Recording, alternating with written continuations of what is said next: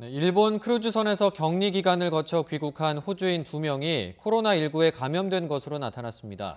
격리 기간 중 추가 감염은 없다는 일본 정부의 계산이 틀린 셈인데 배에서 나온 사람들 가운데 감염자가 더 나올 가능성도 배제할 수 없게 됐습니다. 도쿄 이경아 특파원이 보도합니다.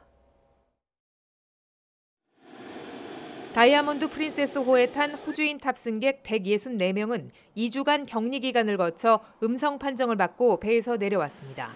정부 전세기를 타고 귀국한 뒤 이 중 6명에게서 감염 증세가 나타났습니다.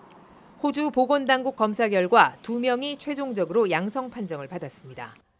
일본 정부는 격리 기간 중 철저한 방역 조치를 했기 때문에 추가 감염은 없을 것이라 전제하고 하선을 결정했습니다. 하지만 이런 전제 자체가 틀렸다는 것이 이번 감염으로 드러난 셈입니다. 個々の方がどうだったかってことは別途フォローしなきゃいけないと思いますので、そこはちょっと違うアメリカとオーストラリアはちょっと違う。 선내 감염으로 사망한 80대 2명에 대한 초기 대응도 문제였습니다. 숨진 여성은 발열 등의 증세를 보인 뒤 일주일 만에야 병원으로 옮겨졌습니다.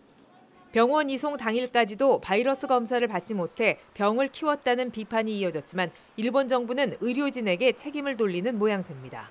最優先で対応したにしては、この1週間というのはちょっと時間がかかりすぎたんじゃないかと思うんですけども。船内の医師の判断、先ほど申し上げましたけど、によって乗客の方の健康を最優先に対応して。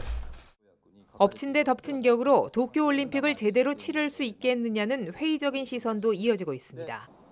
연기와 취소에 대한 의견뿐 아니라 런던 시장 선거 일부 후보는 올림픽을 런던으로 옮겨 치르자는 제안까지 내놨습니다.